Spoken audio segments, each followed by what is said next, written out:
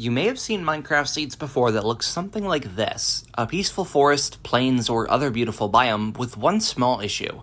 A massive, gaping crater with a huge pool of lava in the middle.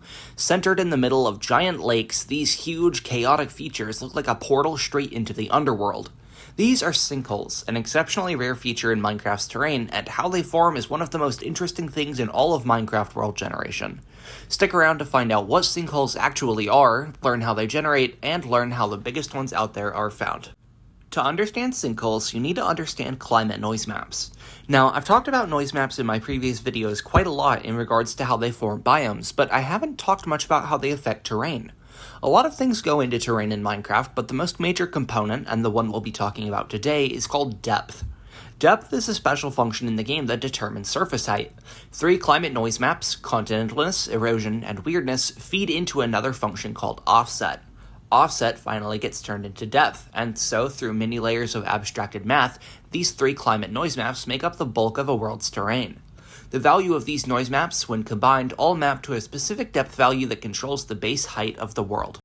Continentalness, as you would know if you watched my Mushroom Island video, controls land and sea. Sea values are obviously oceans with deep seafloors. Continentalness controls terrain by creating the differences between above sea terrain versus the seafloors.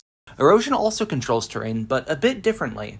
Erosion will determine whether or not an area is extremely mountainous, covered in plateaus, mostly flat, dotted with wild windswept terrain, or just a low-lying swamp. Essentially, while continentalness controls only whether land or sea is present, erosion gives more complexity to that land's underlying height. Weirdness is another layer on top of this system. It will control all of the rivers and valleys in a world. Erosion and continentalness will shape the big picture, and weirdness fills in the finer details, making rolling hills, deep canyons, or massive valleys. We know that weirdness forms Minecraft's rivers and plateaus. The way this works is simple. Values near zero form rivers and deep valleys, and going either up or down will cause the terrain height to rise. But what happens if you keep going up even further? Around a weirdness of 0.6, you hit a peak. This is where the crest of beautiful mountaintops form, but it's all downhill from here. Literally. Higher and higher weirdness will plunge the terrain height down, not up. This can lead to small depressions at first, and then huge bowls, and finally to lakes. This usually happens at a weirdness value of around 1.1 or more, and these lakes aren't very common, but we can still push weirdness further. Going up to around 1.3 weirdness is where things start to get really odd. The lake will just keep getting deeper and deeper. Eventually, at around 1.8 weirdness, which is an incredibly high value, terrain height estimators like the one in Biomes will tell you that the terrain height is below -64, which would be below the bottom of the world. This is because depth is getting affected by weirdness far stronger than it ever should have been. Mojang seemingly didn't realize that weirdness this high would be too much for the function to handle, but regardless, the game is told to generate terrain below bedrock, and this is where things go really wrong. The depth function totally short-circuits. Values no longer make sense to the underlying world generator. The result is an absurdly deep lake, reaching down to lava levels and sometimes with huge flats of obsidian at the bottom, with a single, massive crater in the middle, lined with stone, grass, and whatever the biome happens to be made of, with an utterly huge lava lake in the bottom. Sometimes, in rarer cases, a structure can perfectly align with such a weirdness spike and can be generated inside the sinkhole at lava layer.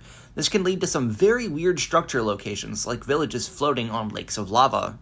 Sinkholes are really neat for a few reasons. The first is most obvious: they look totally insane. These things are like the monoliths of modern Minecraft, absolutely ridiculous, imposing features on an otherwise peaceful landscape. Another reason that they could be very useful to anyone playing on a seed with one near spawn is that they generate loads of diamond ore. Diamond ore doesn't like to generate next to air, but in the deep lakes of sinkholes, huge swaths of deep slate are exposed to water, leading to many veins of diamond ore. Finally, they make for a super cool base spot. Imagine building a supervillain lair in one of these. So how exactly does one go about searching for a sinkhole? The required weirdness is extremely high and very, very rare. Just searching for one at 0 may net you a few results an hour, but how do seed finders find the biggest instances of these sinkholes? The answer is something that you may remember from my previous video: noise tiling. See, noise is made up of tiny sublayers called octaves, and these octaves have a set distance before they repeat, called their period, or tile size.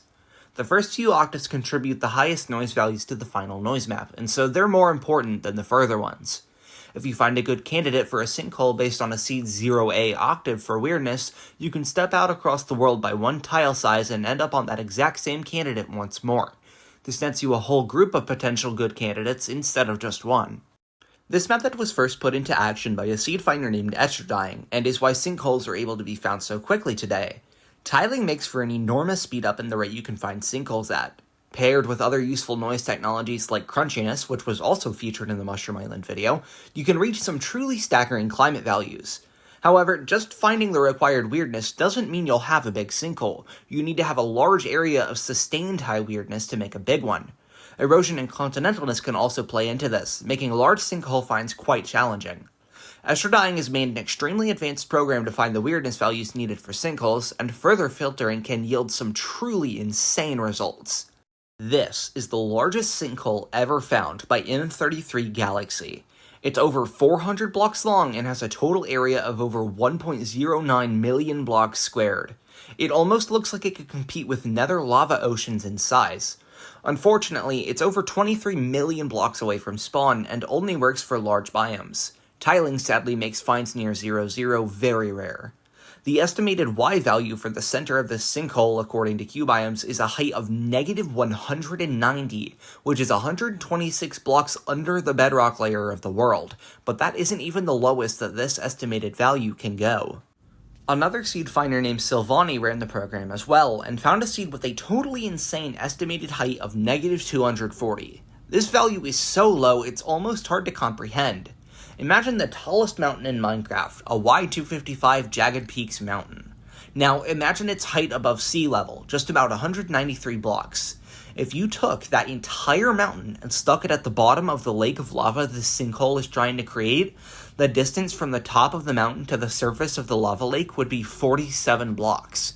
Even the tallest mountains in the game are still a full 47 blocks shorter than the depth value the game is being told to make terrain at. 47 blocks is deeper than any ocean, deep ocean, or nether lava ocean in the game. The scale is absolutely wild. That isn't even the craziest thing about this seed, though. It has the most extreme weirdness value ever recorded, a value of negative 2.71. This value is so gobsmackingly rare, it would be near impossible for me to convey its true rarity to you in the short runtime this video has left, but I'll try my best. Our best estimates at the rarity of this value occurring at any given block on a random world, based on the rarity extrapolation from other found values, is nearly 1 in 1.07 sextillion. That is a 1 with 21 zeros after it. If you stepped 1 mile away from planet Earth for every block you would need to check to find this seed, you would end up traveling enough distance to go from the Milky Way to Andromeda. And back. 34 times over. Estimates of the total stellar and planetary matter in our galaxy total at about 50 billion solar masses, or 16 trillion Earth masses. If you shaved off 0.002% of Earth's mass for every block you'd need to check to find this seed, you would end up making the entire baryonic mass of the entire Milky Way at about the same time as finding it. In fact, this value was so ridiculous that it broke our understanding of octaves. The reported maximum values of octaves from Biomes were actually exceeded on 3 separate octaves on this seed, meaning something else was at play here. Biomes doesn't tell the full story of octave noise in the total maximums, but the fact that this seed broke what we thought were hard limits is completely insane. Unfortunately, sinkholes have a gaping issue. They've been removed. Well, sort of. In Java, sinkholes were removed from the game in 1.19.3, meaning only versions from 1.18 to 1.19.2 have them. However, on Bedrock, they haven't been patched yet. This has its own set of issues, though. Bedrock terrain starts breaking down at long distances due to floating point errors, meaning that the sinkholes are either impossible or very unsightly to view. Additionally, Bedrock doesn't have large biomes, so the sinkholes that only work in large biomes can't be seen anyways. Mojang removing sinkholes was honestly a really strange move. They're exceedingly rare, the average player won't ever come across one, and they're beautiful and strange and stunning, but Mojang, for one reason or another, decided to axe them. So now you know basically everything there is to know about sinkholes, the way they form, how big they can get, and the sheer rarity that they can achieve. I hope you guys enjoyed this video. Based on the poll and comments for this video's topic, you guys were begging to see an in-depth sinkhole video, and I hope I met all your hopes and expectations. Make sure to like, subscribe, and hype this video for more seed finding videos like this one, because I have some really interesting ones coming up soon. Goodbye, and may you have a wonderful day.